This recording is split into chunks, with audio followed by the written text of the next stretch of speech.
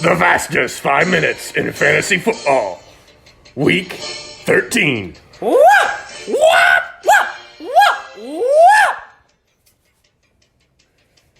In a crucial game, the no-flex zone took on Squilliam Fancyson with a playoff berth for Harrison on the line. Harrison needed a win, or a Braxton loss to secure the 6th spot, but it quickly became apparent his fate would be resting in Braxton's hands. Will dominated in all phases, starting with an unprecedented 41 points from the New England defense. Sheesh! On the offensive side of the ball, Chef Dalvin cooked up an exquisite 20-course meal, and Justin Bieber Jefferson asked if it was too late to say sorry, adding 22. It was an all-around sorry performance from no flex zone, as Harrison chooses a bad time to produce his lowest point total of the year. Will finishes the season with the 3 seed, and Harrison snags the highly coveted consolation bye. No flex zone 66, scoring Fancyson 146. Some spread! What? In a matchup without monumental playoff implications, Walter looked to play spoiler against George and keep his positive momentum going to finish the 2020 season. After a strong start in the 1 p.m. slate, Walter's team was looking like some greasy Guidos straight off an episode of Jersey Shore. Mike the Situation Thomas went for 15, and Jarvis Jim Tan Landry added another 16.5 to help out Bobby. However, the Jersey boys just couldn't fist bump their way to victory this time. Travis Scott Kelsey continued to climb the Billboard charts for George with another 20-plus point performance. Is it? He's gone absolutely sicko mode this season. 198 fantasy points has him sitting as the highest in the room for all tight ends. Jesus Christ, Boom, chill with all these Travis Scott references. Whatever you say, Tej. Anyway, George's win means he finishes the year 11-2 and locked into the number 1 overall seed. He'll play the winner of Mads and Jackson in the semifinals. Commissioner's Curse 117, Bobby's Big Ballers 110. What? In a game that aimed to determine the winner of the late-season blockbuster trade, the quality football team took on the SEAL Team Ricks. In the end, Jackson proved to be too much, and Coop's late-season playoff push was not to be. The SEAL Team Ricks enjoyed another strong performance from Korean sensation Sun Ho Koo as the Falcons winger curled in 3 field goals en route to 13 points. How is that red?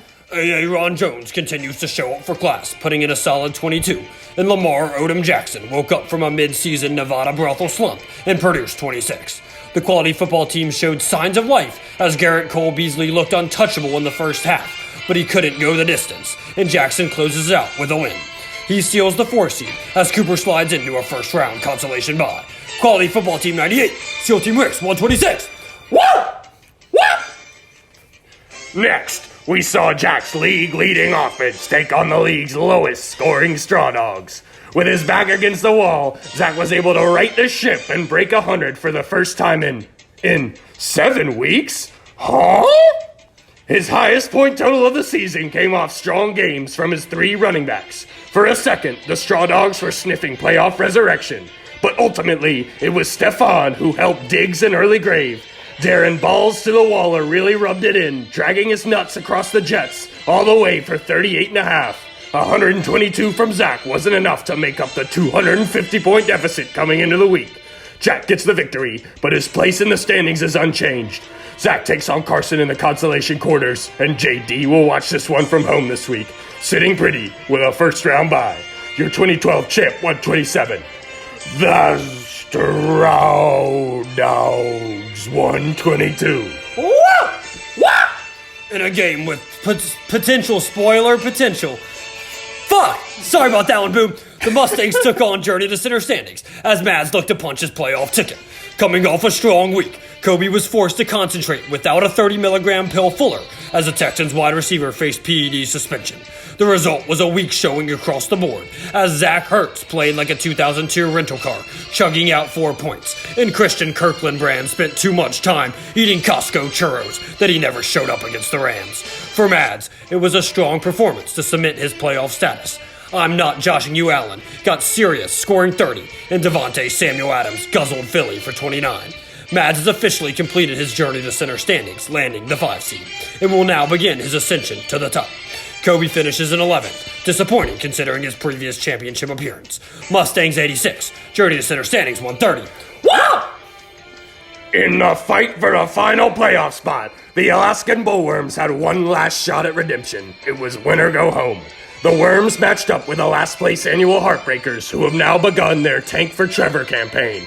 In a battle of who wanted it less, these two teams had combined for 0 wins over the last 4 weeks of the season, but something had to give. For Braxton, it was Jonathan Taylor Swift who sang to the tune of, "I don't know about you, but I'm feeling 22. Well, Boom, he actually only had 21. I know, Tej, but that doesn't have as good of a ring to it. Corey in the House Davis proves he's more than just a shitty Disney Channel reboot as he rumbled, stumbled, and bumbled his way for 29 on the day Braxton needed it the most. Carson's on to 2021 as his 5th straight loss means he'll finish the season in solo last place. Good thing for him we don't have a last place punishment. For Braxton, his win means he'll take the last playoff spot from Harrison and set up a date with 3rd place William Fancyson in the quarterfinals. The Alaskan Bullworms, 110. Tank for Trevor, 78. What? All right, boys, playoff time, week 1. Time to separate the real from the fake. We'll see you next week.